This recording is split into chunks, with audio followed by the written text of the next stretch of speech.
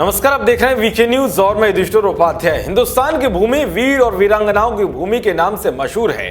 यहाँ देश प्रेम के लिए जो जज्बा है वो पूरी दुनिया में प्रसिद्ध है, क्योंकि यहाँ भारत माता के वीर और वीरांगनाओं में अपने देश के प्रति जोश और जुनून इतना कूट कूट कर भरा हुआ है कि देखकर दुश्मन भी घबरा जाता है।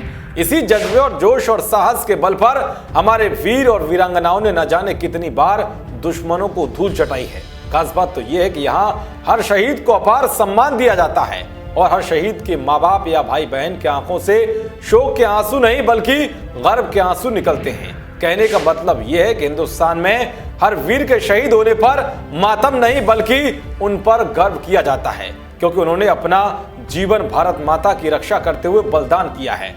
ऐसे ही एक वीर 2 साल पहले जम्मू कश्मीर के बांदीपोरा में पाकिस्तान के जिहादियों से लोहा लेते हुए वीर गति को प्राप्त हो गए थे। जब 29 साल के शहीद मेजर कौस्तुभ प्रकाश राणे को अंतिम विदाई दी गई तो इस दौरान उनकी पत्नी कनिका राणे और अपने 2.5 साल के बेटे अगस्त्य के साथ बिलख बिलख कर रो पड़ी।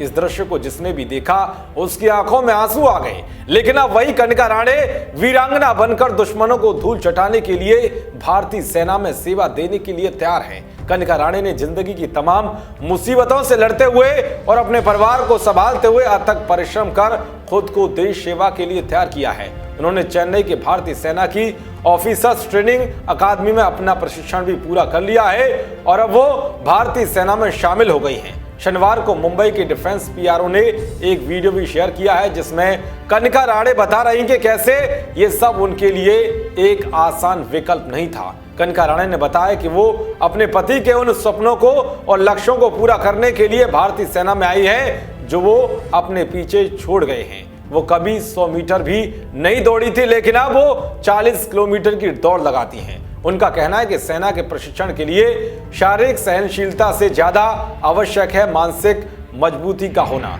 दरअसल उनके पति मेजर कौस्तुभ राणे पहले गढ़वाल राइफल्स में थे, लेकिन बाद में वो 36 इंडियन राइफल्स का हिस्सा बन गए थे। उन्होंने भारतीय सेना में सेवा देते हुए 6 साल पूरे कर लिए थे। वो अपने पीछे अपने माता पिता, पत्नी और एक बेटे अगस्त को छोड़ गए थे।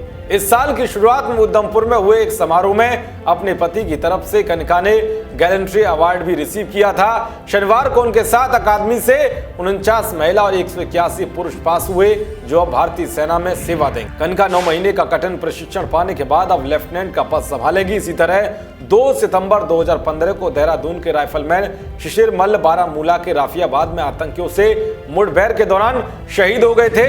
9 घंटे चली उस मुठभेड़ में वीर जवानों ने आतंकी संगठन लश्कर तैयबा के आतंकियों को मार गिराया था। उनकी पत्नी संगीता मल्ल भी भारतीय सेना में शामिल हो गई थी। फिलहाल वो शर्ट सर्विस कमीशन में लेफ्टिनेंट के रूप में सेना में कार्यरत हैं। यानी कि साफ है ये वीरांगनाएं अपने पतियों के सपनों को पूरा करने के साथ ही जिहादियों से बदला लेने के लिए जोश और जुनून के साथ सेना में भर्ती होकर देश का मान बढ़ा रही हैं। यही हमारे देश की खूबी है। देश और दुनिया की तमाम खबरों को पाने के लिए देखते रहिए वीके न्यूज। नमस्कार।